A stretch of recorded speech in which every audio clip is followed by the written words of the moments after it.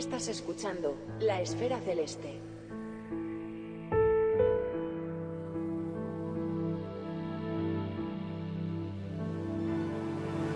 The cosmos is all that is, or ever was, or ever will be. Our contemplations of the cosmos stir us. There's a tingling in the spine, a catch in the voice, a faint sensation as if a distant memory of falling from a great height. We know we are approaching the grandest of mysteries.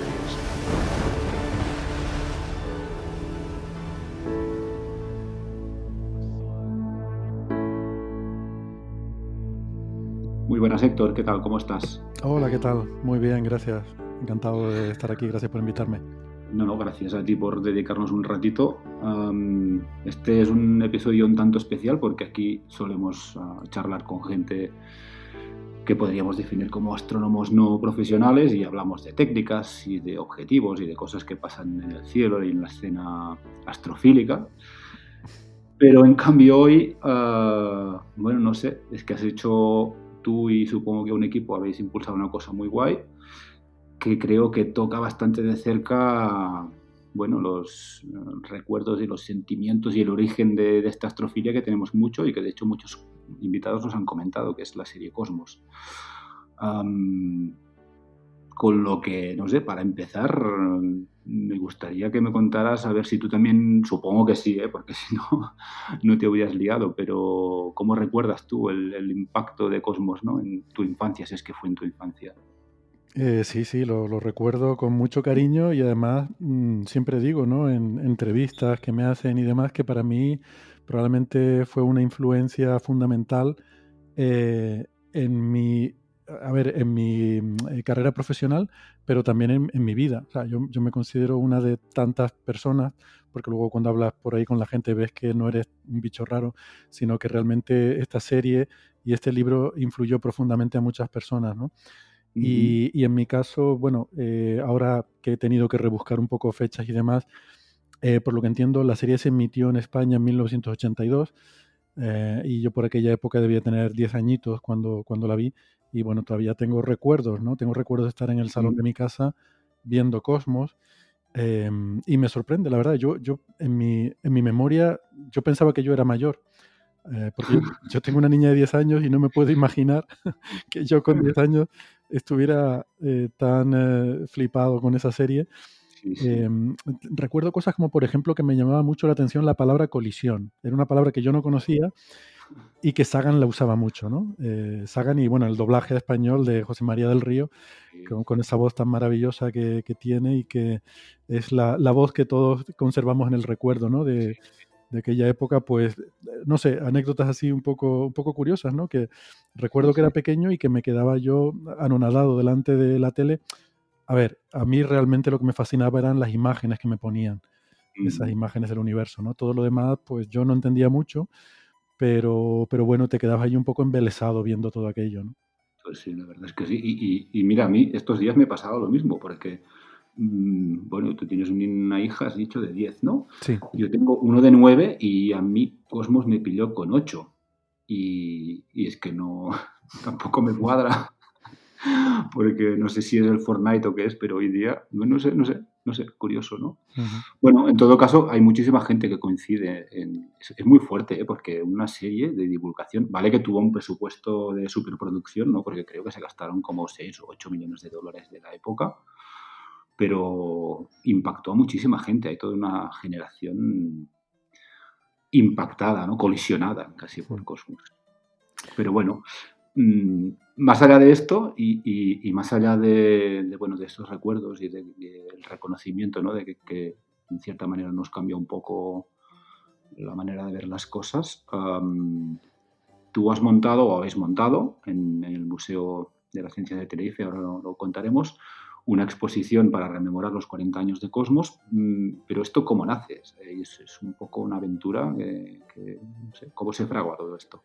Bueno, pues esto empieza ya en enero o febrero, antes de la pandemia, cuando todavía coronavirus no era una palabra conocida en nuestro acervo cultural. Y pues sí que, claro, yo era consciente de que este año teníamos este aniversario y entre las actividades que quería hacer en el museo, pues quería hacer algo para conmemorar el aniversario de Cosmos, ¿no?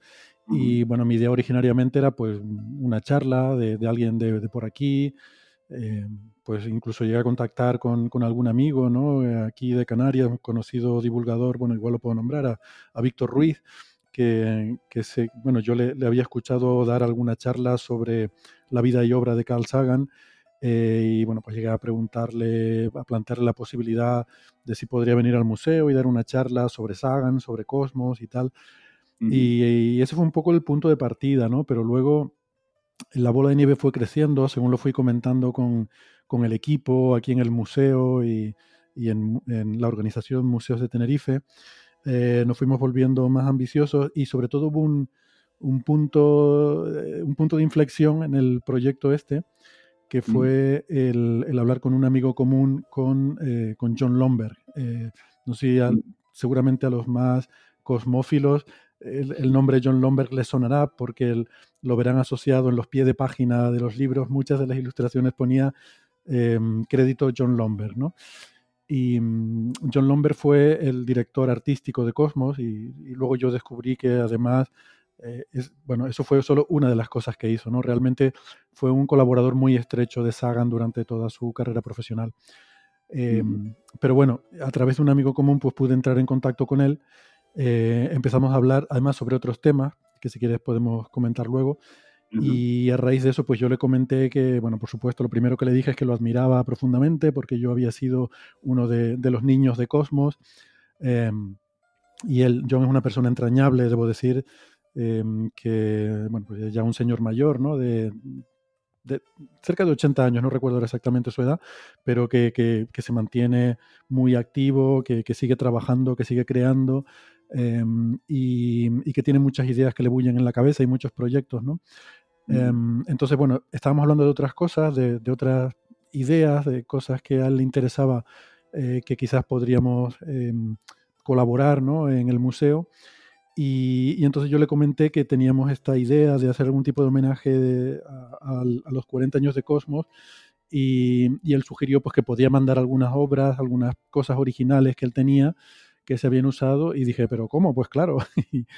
Y a partir de ahí empezamos a hablar y bueno, al final pues acabamos, la bola de nieve fue creciendo y acabó mandando muchísimas cosas que de hecho te puedo decir que ni siquiera lo vamos a exponer todo porque además él decía, bueno, y te voy a mandar esto otro también, y aquí que tengo una fotografía con no sé quién haciendo no sé qué cosa, bueno, mandó muchísimas cosas, ¿no?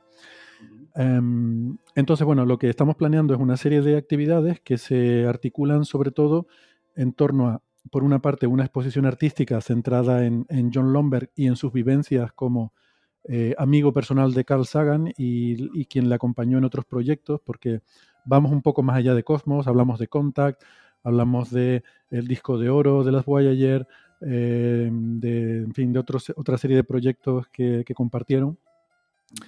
Y luego, por otra parte, un ciclo de conferencias que van a acompañar también estas actividades.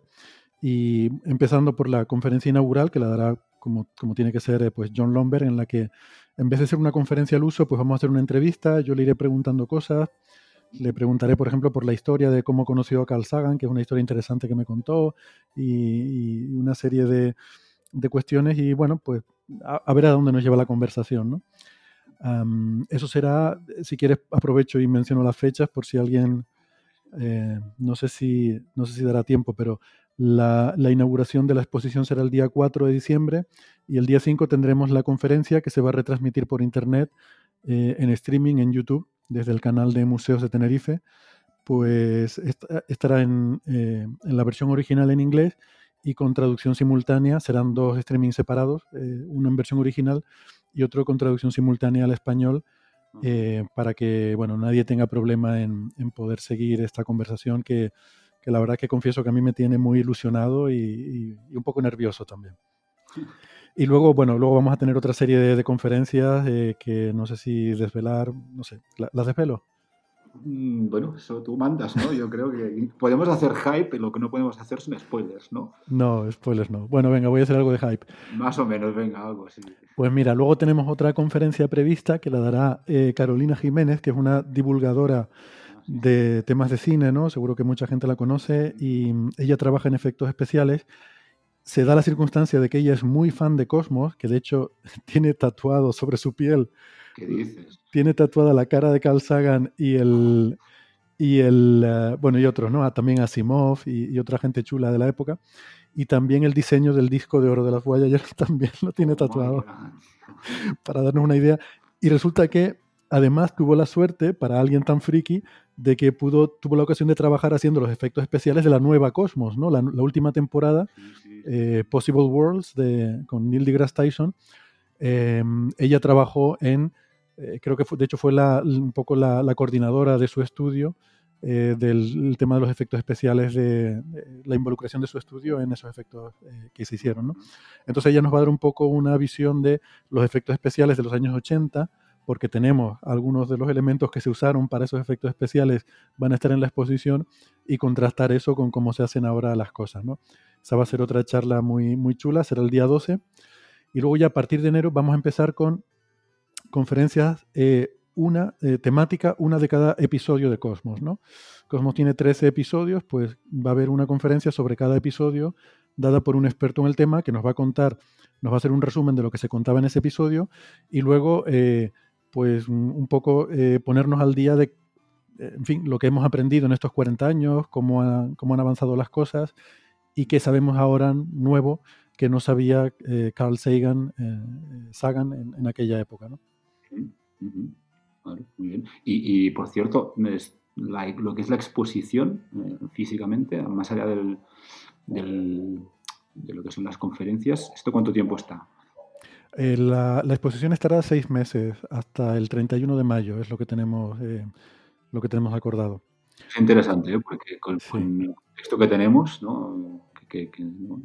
Bueno, que esté aquí 6 meses, pues más oportunidades para que, bueno, a ver si nos podemos escapar algún día y visitarlo. Sí, pensamos que sería bueno dar un margen largo, porque bueno, pensamos que vale la pena, ¿no? Y que habrá mucha gente, pues incluso que no solo de gente de aquí, de la isla, sino visitantes que vengan pues para sus vacaciones o cualquier cosa, y que les apetezca a lo mejor pasarse a visitarla. Entonces, bueno, pensamos que valía la pena hacer un esfuerzo y que estuviera el mayor tiempo posible.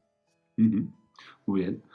Bueno, pues ya hemos hecho un poco de hype, y sin entrar a hacer spoilers, lo que es la parte física de la exposición, ya nos has contado un poco qué tipo de material podremos encontrar y tal, pero no sé, ¿podrías hacer alguna pincelada sobre cómo está planteada, en el sentido de si, no sé, la mirada es más de rigor o es más reflexiva, o tenéis, bueno, entiendo la parte más expositiva por lo del Homber, porque evidentemente es un material muy chulo, pero... Bueno, pues pretende tener sobre todo un punto nostálgico, ¿no? Un punto de recordar, lo que fue Cosmos, y también un poco la figura de Sagan. Y sobre todo yo diría que tiene dos vertientes, ¿no? Una vertiente más artística, estética, en la cual el visitante pueda mirar pues obras de arte astronómico, como digo, pues algunas de estas ilustraciones, no solo para Cosmos, sino también pues para Contact, incluso otras obras de John Lomberg que a lo mejor no están directamente relacionadas con proyectos que tuvo con Sagan. Entonces hay una parte que es de arte, y luego hay otra parte que tiene que ver con pues documentos, ¿no? Por ejemplo, una página de una transcripción de una reunión de producción durante la producción de Cosmos. Pues había una reunión, en este caso era entre Adrian Malone, el productor, John Lomberg y Carl Sagan, y estaban hablando sobre una escena en particular, que además es una escena muy icónica, es cuando la nave de la imaginación se acerca a nuestra galaxia, y están hablando un poco de cómo va a ser esa escena, ¿no? Entonces, pues ahí hay una paginita de... Eso, por lo visto, se transcribió, tenía tanto, como decías tú, era una especie de superproducción. Entonces esta gente estaban reunidos discutiendo y había alguien mecanografiando lo que decían, ¿no? Así que hay, pues eso, una página de eso, una copia de una página de ese guión. una página también de un guión, de una escena de Cosmos. Y luego hay también documentos que tienen que ver, por ejemplo, con la cobertura que hizo John Lomberg del aterrizaje en Marte de las Viking, porque él también era periodista científico y acompañó a Carl Sagan. Como digo, pues tuvieron una relación muy estrecha. Y como sabes, Sagan trabajó en el tema de la exploración de Marte y en las misiones Viking estuvo muy involucrado.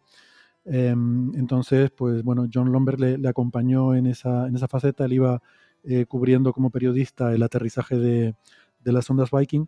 Entonces tenemos una serie de fotografías, por ejemplo, que son pues de las originales, de las primeras que se revelaron, ¿no? De cuando la sonda empezó a enviar imágenes de la superficie de Marte, pues algunas de esas primeras fotografías, ¿no? Con las que estuvo trabajando Carl Sagan, de las que además hay algún pasaje en Cosmos en el que habla de la emoción que le produjo ver esas fotografías, que eran pues las primeras que se tomaban desde la superficie de Marte, y prácticamente casi diría que de las primeras desde la superficie de otro mundo. Solo hay una excepción, que son las de Venus, de las sondas Venera, 9 y 10 en Venus, que habían sido 1 o 2 años antes. Pero claro, es tan diferente, ¿no? Porque Sagan ahí hablaba de que el paisaje marciano le había impresionado mucho lo real que parecía, no parecía un paisaje alienígena, parecía algo que te encuentras, como decía él, en Nevada o en Colorado, ¿no? Decía, al contrario que las de Venus, por ejemplo, que no te daban esa sensación, ¿no? Parecía una cosa totalmente...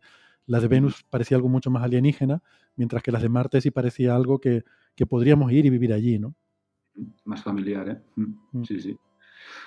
Oye, por cierto, ahora me venía a la mente Cosmos original. Creo que las dos posteriores también, pero la original son 13 episodios. Lo del 13, ¿tú has encontrado algún motivo por el cual eran 13? ¿No sería una troleada de esa a magufos y compañía? Porque bueno, ya sabemos que él era muy supersticioso, así que... Sí. No sé, no me lo había planteado nunca, pero esto me huele a chamusquina, ¿eh? 13. Bueno, es posible, porque además a mí ese episodio 13 siempre me ha sonado un poco a refrito. Sí, poco. El último, sí. Además de que sabes que es el último, sí, un poco de mal rollo. Bueno. Es quizás más filosófico, reflexivo, ¿no? Es como que hubieran hecho 12 y a lo mejor dijo, vamos a hacer uno más para hacer 13, ¿no? Sí, pero es el que tiene un menos naif, ¿eh? Es el más, ¿no? Quizá más, un poco más, con más sombras, diría yo, no sé. Sí, quizás, bueno, por recordar a los oyentes, si no están familiarizados, es el episodio que se titula ¿Quién habla en nombre de la Tierra? Y bueno, y es más, pues eso, filosófico reflexivo sobre el papel de la humanidad en cuidar nuestro planeta, en que todos, al fin y al cabo, todos somos representantes de este planeta y demás. Y efectivamente esto me puso en un pequeño brete a la hora de programar esta serie de conferencias, ¿no? En la que te digo que iba buscando un experto para cada episodio. Digo, bueno, ¿y a quién traigo a hablar de este último episodio, no?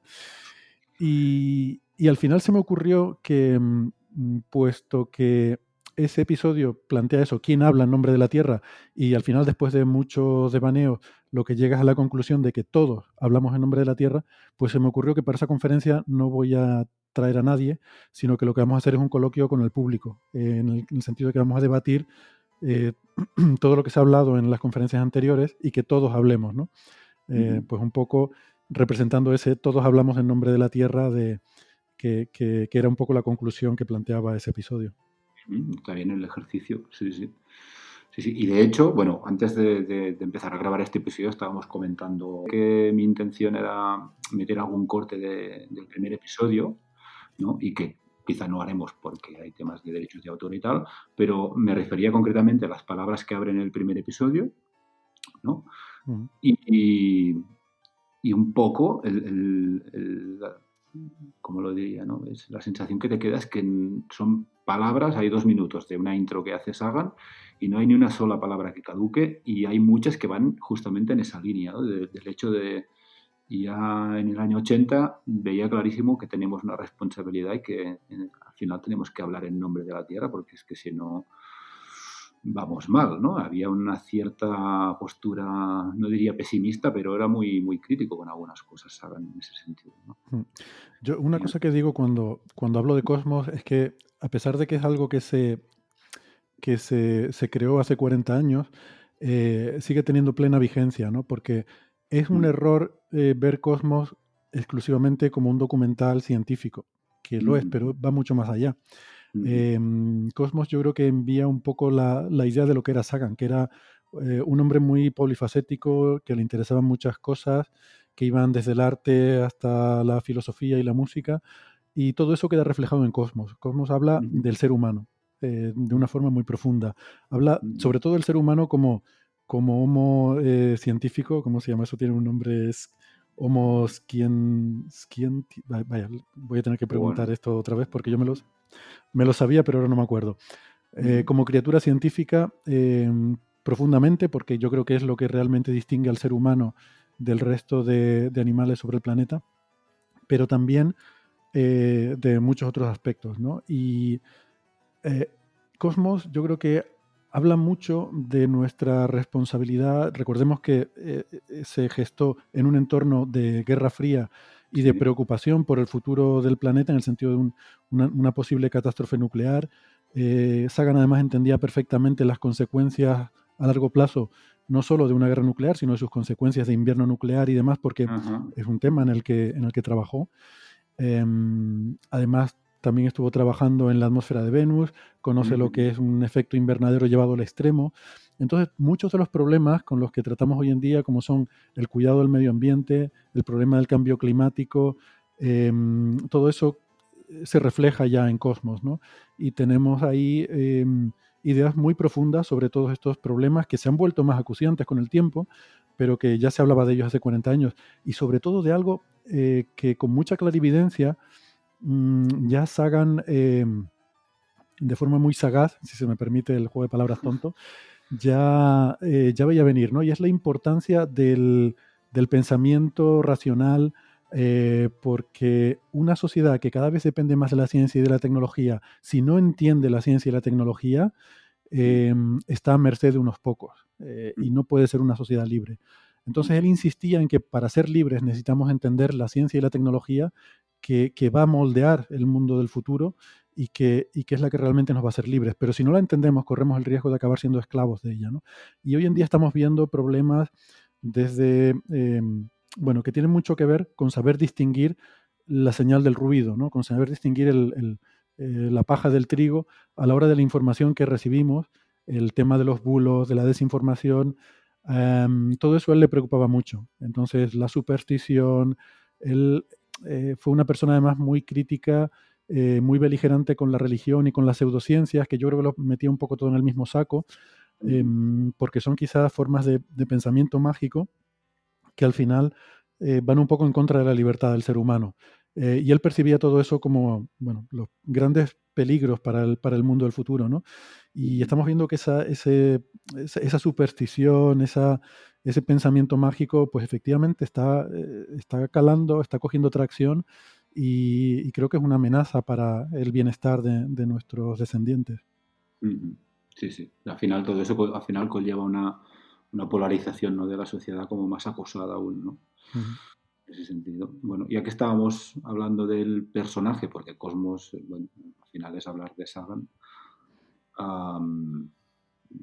bueno, lo digo porque también es interesante su perfil, ¿no? Que era un tío con muchas aristas, pero bueno, yo es que busqué información y encontré una forma de resumirlo que era un tanto friki, pero hay tres conceptos que son interesantes. Por un lado, se destacaba que era una persona súper pacifista. Yo creo que esto va muy vinculado con todo el tema del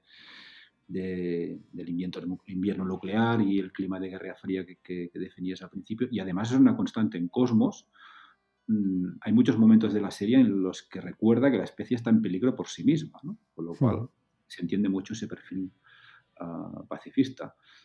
Además, y esto depende del contexto, a lo mejor se puede malinterpretar como una cosa muy naif, que era un firme defensor, ¿no?, de la posibilidad de que haya vida más allá del planeta Tierra, ¿no? Eso se lo hemos oído comentar muchas veces. Y era un defensor también del consumo de la marihuana.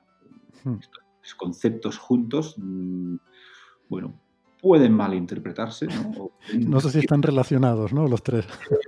Yo sé que seguro que sí. Vamos, no sé hasta qué punto y tampoco sabría establecer la relación directa, pero claro, de base, no sé si tú, que te mueves en el mundo científico, que a veces... Pensé que iba a decir de la marihuana, por un momento me... No lo sé. No lo sé. No, lo digo porque muchas veces trasciende del científico y eso va muy relacionado con lo que comentabas antes, ¿no? De que o la gente se empodera de ese racionamiento científico, al final somos meros espectadores, pero muchas veces la imagen del científico como está como desprovista de cosas que no son para nada de la persona abyecta solo con lo que hace, y en este caso Sagan tenía unas aristas como muy marcadas en este sentido, ¿no? Sí, hay un poco de todo, ¿no? Con el perfil del científico. El caso de Sagan yo creo creo que es un intelectual en toda la medida de la palabra, que era un intelectual en toda la medida de la palabra, ¿no? Y eso involucraba ser un científico, pues yo creo que un intelectual debe ser un científico, no me refiero científico profesional, sino en su forma de pensar y de entender y de concebir el mundo, ¿no? Pero muchas cosas más también. Si quieres, de esos tres aspectos, que creo que los tres son muy interesantes, déjame empezar por el último, el tema del Sagan como consumidor de marihuana. Por lo que yo entiendo, yo tampoco soy un experto en la vida personal o en el perfil personal de Sagan, ¿no? No soy un saganólogo, pero por lo que yo entiendo, esto es algo que tenemos por referencias indirectas. En el sentido de que yo sepa, no hay constancia de él mismo afirmando que usaba ningún tipo de drogas o de otras sustancias estimulantes o de que defendiera su uso. Esto, al parecer, viene sobre todo de un libro de psiquiatría en el cual, uno de los ensayos que aparece es un ensayo en el que se habla digamos que supuestamente un científico que firma anónimamente como Mr. X, habla de sus experiencias con el consumo de marihuana y cómo le ayuda pues a tener una mente más creativa, le ayuda en diferentes aspectos de su vida e incluso de su trabajo científico. Y luego más tarde, creo que después del fallecimiento de Sagan, en una biografía, el autor de esa biografía afirma que ese Mr. X es en realidad Carl Sagan. Entonces, bueno, yo esto no lo sé si eso no es, pero tanto en un caso como en otro, tanto si es verdad como si no, yo prefiero no que, que no conste en acta. Te digo por qué, porque si no lo es, pues evidentemente pues porque no sería veraz la información y sería injusto atribuir a una persona cosas que no son ciertas, ¿no? Pero aunque lo fuera, el hecho de que el propio Sagan no lo hubiera manifestado en vida públicamente, pues da a entender, además con toda la cantidad de oportunidades que habría tenido, pues que probablemente no era algo que él quisiera que trascendiera, y entonces pues si él no quería que trascendiera, pues tampoco hay necesidad, ¿no? de sacarlo. Pero sí que en cualquier caso me gustaría, o creo que estas cosas hay que ponerlas en contexto, ¿no? Hay que pensar que pues estamos hablando de una persona que el grueso de su producción, pues estamos hablando de los años 70, 80, vivió su juventud e infancia probablemente antes, y en Estados Unidos, que sabemos que es una sociedad que para algunas cosas puede ser muy conservadora, muy puritana, pues digamos que la forma en la que se veían a lo mejor el consumo de un porro o de marihuana es diferente a la forma que tenemos más abierta, más permisiva en Europa y quizás en España, ¿no? Entonces, el contexto era diferente, y el hecho de que alguien pues tratara de defender el consumo de estas sustancias, hay que entenderlo a lo mejor pues en ese contexto de que pues quizás lo veía como que habría que abrir un poco esa libertad, ¿no? Recordemos que en Estados Unidos se empieza a autorizar el consumo de marihuana para tratamiento médico a finales de los 90. O sea, puede incluso que ya después del fallecimiento de Sagan, que él fallece en el año 96, creo que es más tarde que eso. O sea, que durante la vida de Sagan no se puede usar la marihuana ni siquiera para tratamiento médico, ¿no? y ya el uso, digamos, recreativo en pequeñas cantidades y de consumo personal que podemos entender hoy en día como, pues eso, el porrito este ocasional que alguna gente se echa y que lo vemos con cierto desenfado aquí, pues eso en Estados Unidos hasta el siglo XXI no era habitual, ¿no? Entonces quizás en ese contexto hay una cierta beligerancia. Igual que también a mucha gente le puede sorprender la beligerancia que él mostraba también contra la religión, que quizás pues a lo mejor pueda sorprender. Y de nuevo, me remito a que es una sociedad en Estados Unidos que para algunas cosas, pues la religión, sobre todo años 60, 70, pues está todavía muy impregnada en la sociedad y seguramente pues esa reacción contraria tiene que ver con que eh, la verdad que tiene sus contradicciones también el asunto, ¿no? Porque para otras cosas, por ejemplo, en las clases, la educación es muy laica en Estados Unidos, ¿no? No es como, no sé, aquí en España, pues que hay clases de religión, pues, se debate si debe haber o no debe haber, un profesor puede tener un crucifijo en la pared, eso en Estados Unidos sería impensable, ¿no? Pero sí que en otros aspectos de la sociedad, pues los presidentes hablan habitualmente de que Dios nos ayude, en Dios confiamos, ese tipo de cosas, ¿no? La religión está muy presente en la vida social y cultural y política de Estados Unidos y yo creo que Sagan pues se revela un poco contra eso y en ese contexto tenemos que enmarcar estas actitudes personales, ¿no? Ujú, ujú. Sí, sí. Bueno, yo en cualquier caso, o sea, lo que no es o no debería ser es una lectura simplista del tema de la marihuana, ¿eh? Pero en este caso yo creo que explica, y el caso de ser cierto, de que era una persona que tenía posicionamientos personales muy concretos, ¿no? Sobre aspectos que no eran necesariamente vistos desde el ámbito del científico, ¿no? En Mm. ese caso. Pero bueno, en cualquier caso es una combinación potente, ¿no? Era un tío bueno, con eso, con muchas aristas. Mm. Me gustaría volver al tema que comentabas del mensaje pacifista, que de hecho es una de las cosas que mostramos en la exposición. Yo no lo sabía, me enteré a raíz de conversaciones con John Lomberg. Cosmos iba a tener una secuela que no iba a ser exactamente la misma temática, de hecho iba a ser otra temática diferente.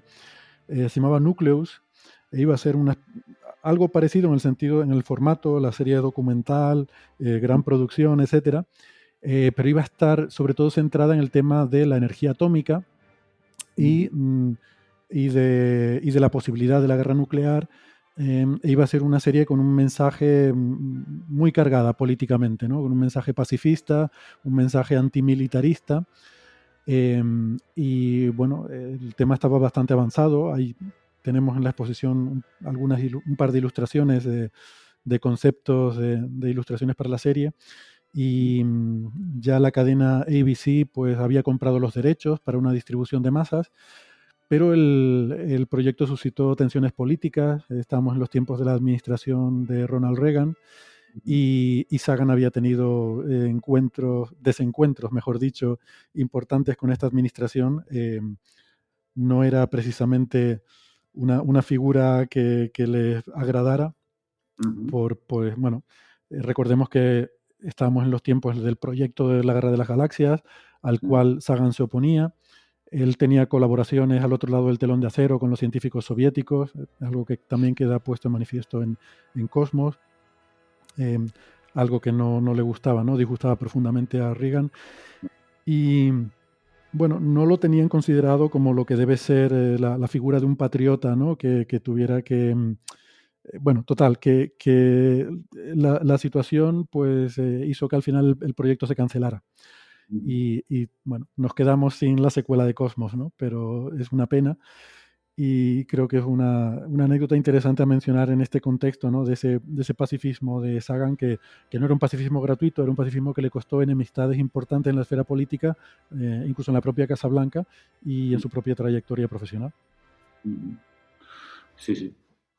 Y ya que hablamos de trayectoria profesional, te comentaba también que a nivel científico, ¿no? Como investigador, a lo mejor es porque la figura del activista, del comunicador, del divulgador es tan enorme que supongo que bueno, no deja que trasciendan otras cosas, pero en el ámbito puramente investigador y científico, aparte de trabajar para varias universidades, alguna de ellas muy, muy reputada, hizo cosas como investigador, ¿no? Antes hablabas de la atmósfera de Venus y creo que la de Júpiter también, lo cual establece un link, curiosamente, con una noticia que era de actualidad, ¿no? Hace pocos días y que la tratabais en el podcast, que era todo el tema de la fosfina o fosfano o como se llame, ¿no? A nivel investigador, ¿qué cosas te vienen a la cabeza que han trascendido así un poco? Pues muchas, efectivamente. Sagan o Sagan, yo suelo decir Sagan porque es como en español se nos ha quedado esa pronunciación, ¿no? Pero él, sí, cuando él dice su nombre, él dice que se llama Carl Sagan, ¿no? Esa es la pronunciación así inglesa. Pero bueno, para entendernos, em, por supuesto, su trayectoria científica es brillante. Él es uno de los científicos importantes y conocidos en el entorno sobre todo de la exploración espacial, que fue siempre su tema. Y es verdad que el gran público quizás no conoce su faceta investigadora, ¿no? Pero, por ejemplo, por dar una idea, él siempre tuvo un gran interés por la vida extraterrestre, ¿vale? Esto no es algo que le venga luego como comunicador o porque vea que es un tema que atrae la atención de los medios de comunicación. No, le viene desde el principio. Si tú ves su tesis doctoral, él hizo su doctorado en la Universidad de Chicago. Su tesis tiene, no sé si son 4 o 5 capítulos y un título muy genérico de algo así como la exploración planetaria y posibles, bueno, no sé, no me acuerdo bien, ¿no? Pero un título así como muy genérico sobre ciencias planetarias.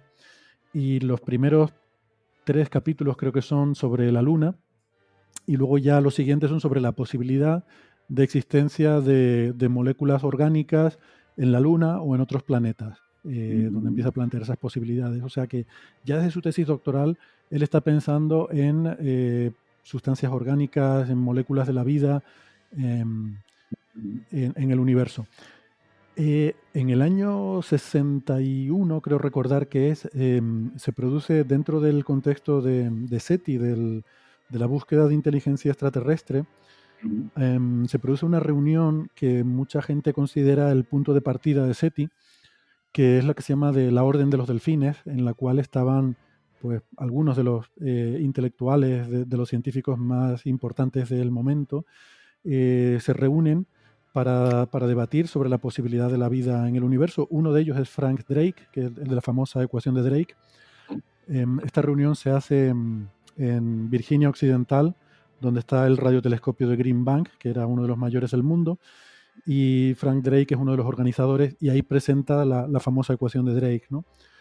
Pues en esa reunión, por ejemplo, hay gente que bueno, es que no recuerdo ahora, se me ha ido el nombre.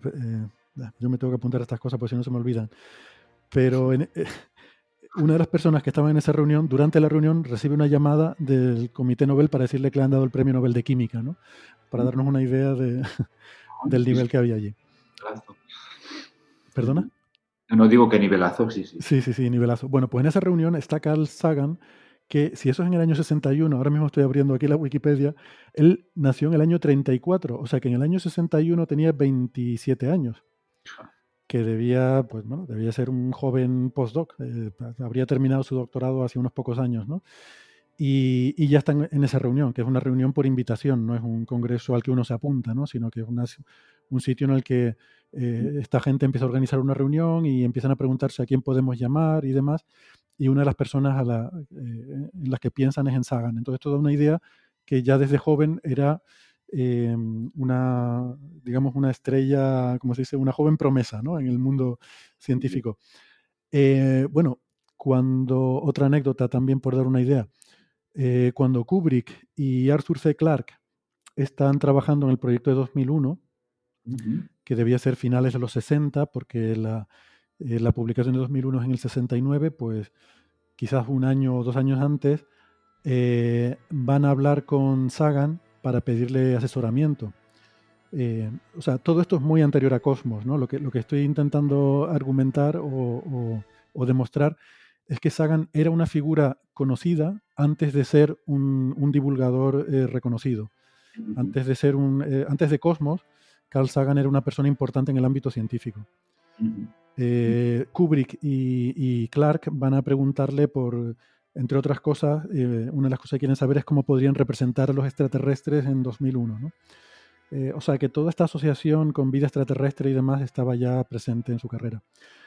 En el año 69, y ahora voy por fin a tu pregunta después de tanto lío, se publica un artículo en Nature de Carl Sagan con su colega Harold Morowitz, en el que por primera vez plantean la posible existencia de microbiología en Venus, pero por encima de las nubes, porque es verdad que los estudios a los años 60, durante los años 60 de la superficie de Venus habían demostrado que era inhabitable, con temperaturas de más de 400 grados, presiones de 100 atmósferas, un entorno con ácido sulfúrico muy, muy fuertemente ácido.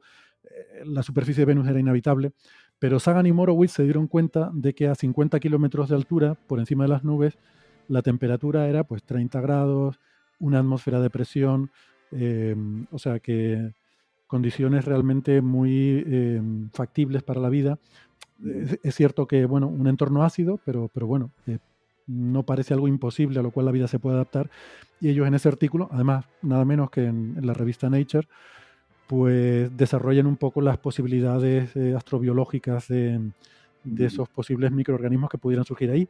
Luego esa idea pues ha quedado un poco en el olvido y justamente ahora pues estamos con este debate sobre la posible detección de fosfano o fosfina en la atmósfera de Venus, justamente por encima de las nubes.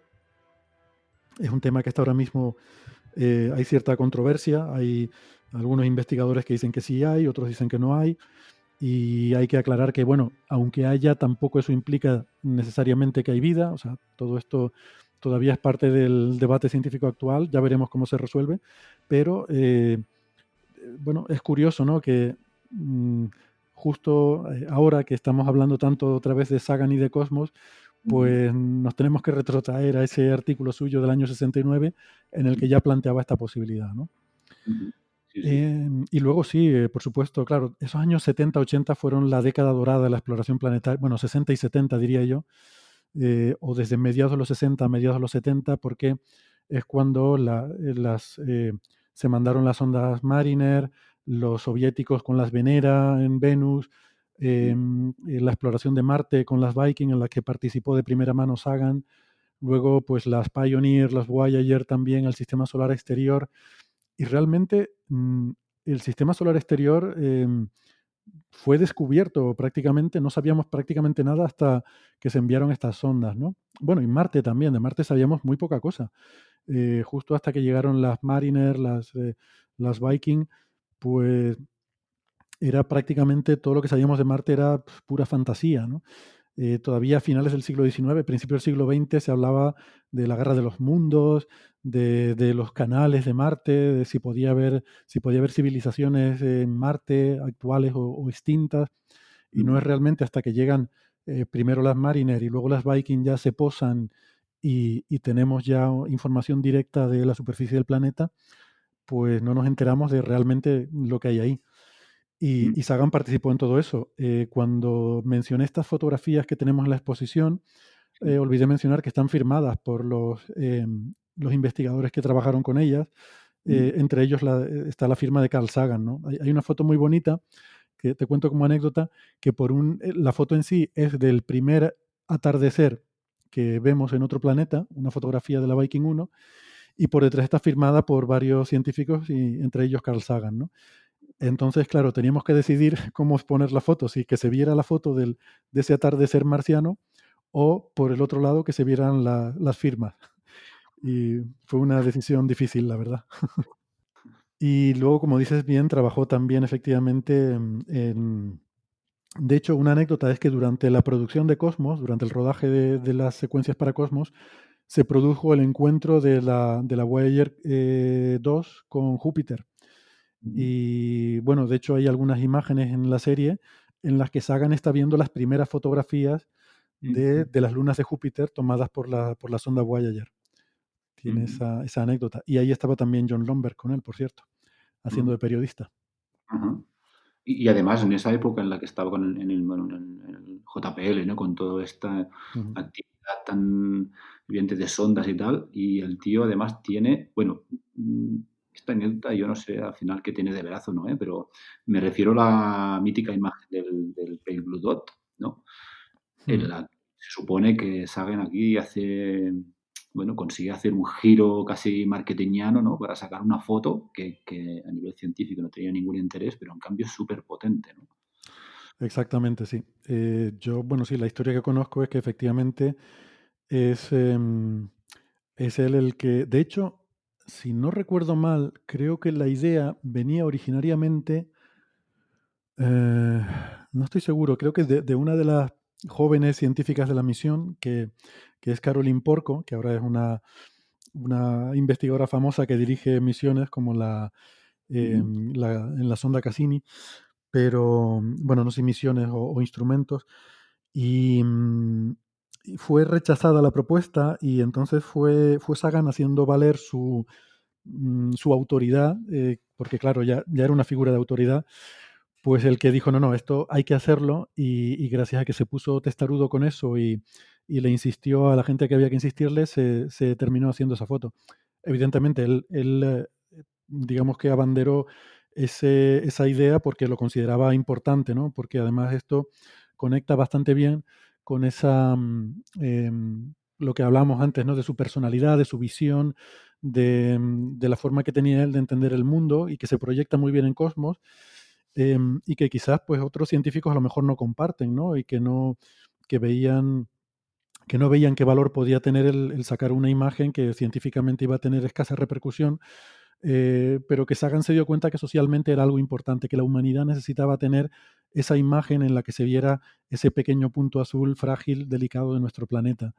Ujú. Así que, bueno, pues lo hicieron, la imagen salió un medio churro, pero él sí, porque además, bueno, se veía ahí algo de luz difusa y demás, Pero casi mejor, ¿no?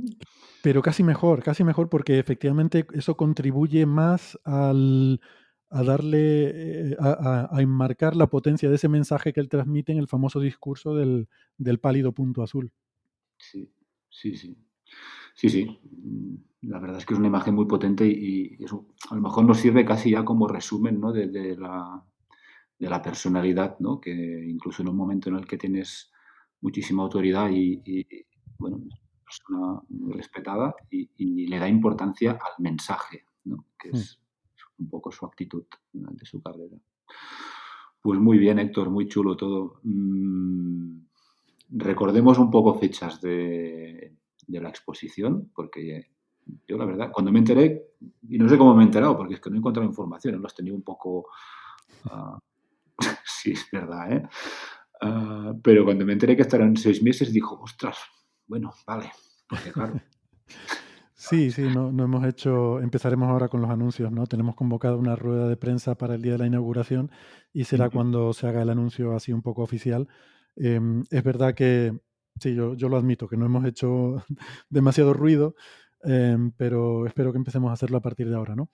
Y pues sí, las fechas, ya te digo, el día 4 de diciembre es la exposición, va a estar durante 6 meses, en principio hasta el 31 de mayo.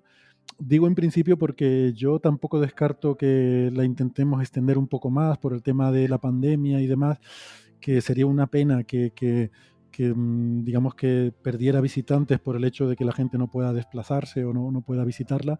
Así que, bueno, iremos viendo qué posibilidades hay. Pero en principio lo que sí tenemos confirmado es hasta el 31 de mayo seguro. O sea que hay tiempo tranquilamente para venir, ¿no? Y luego el ciclo de conferencias empieza la primera, que es la inaugural de John Lomberg, el día 5, el 5 de diciembre, sábado. Ujú. Será a las 8 tiempo universal, que son las 9 horario peninsular español de la noche. Ujú. Em, y eso se va a retransmitir en Internet, va a quedar grabado en Internet, o sea que no se preocupe nadie, que tanto esta como todas las demás conferencias se van a grabar y se van a publicar, ¿no? Van a estar en YouTube, Ujú. así que se podrán disfrutar en cualquier momento. Y nada, ya eso. Luego la semana siguiente, el día 12, será la de Carolina Jiménez sobre efectos especiales. Y Ujú. después ya en enero empezamos con esta secuencia. En principio casi todos van a ser los viernes por la tarde-noche. Ujú. eh, cada semana o 2 semanas, dependiendo un poco de cómo nos cuadre y los ponentes, su agenda y demás, iremos haciendo un repaso de todos los episodios de Cosmos desde enero hasta mayo, para coincidir con el final previsto de la exposición en mayo, con ese último episodio 13 de Quien habla en nombre de la Tierra. Muy bien. Perfectísimo. Pues espero mucho que yo y otra gente tengamos la oportunidad de acercarnos y disfrutarlo. Y mientras tanto, pues seguiremos las conferencias y nada, muchas gracias por pasarte, muchas gracias por tener la loca idea de montar la exposición. Yo creo que sí, se te tiene que agradecer porque es chulo. Y lo dicho, muchísimas gracias por pasarte, Héctor, un placer. Gracias. Y por cierto, yo me estoy dando cuenta ahora que no sé si llegué a comentar cuando dijiste esto de la loca idea. Realmente, Sí. Bueno, la loca idea vino gracias, como digo, a que a través de un amigo común pues pude contactar con John Lomberg, y yo no sé si llegué a decir que este amigo común es alguien también muy conocido entre los círculos cientófilos y las redes de la divulgación científica, porque es Jorge Pla García, Pues no lo habías comentado. en astrobiología y en el tema de Marte, ¿no? Entonces, bueno, no sé por qué me pasó también en Coffee Break. Sí, metano, Jorge Pla García, en metano, Marte. Sí. Correcto. Cuando quise hablar en Coffee Break de este tema y darle las gracias a Jorge, me olvidé, y se ve que hoy estaba pensando, creo que me volví a olvidar de él. No sé qué tengo de Jorge. Bueno, nada, pues queda remediado el tema. Muy bien. Pues muchísima suerte y que os vaya muy bien, Héctor. Muchísimas gracias. Espero que nos veamos por aquí. Eso espero. Venga, un abrazo. Adiós. Hasta luego.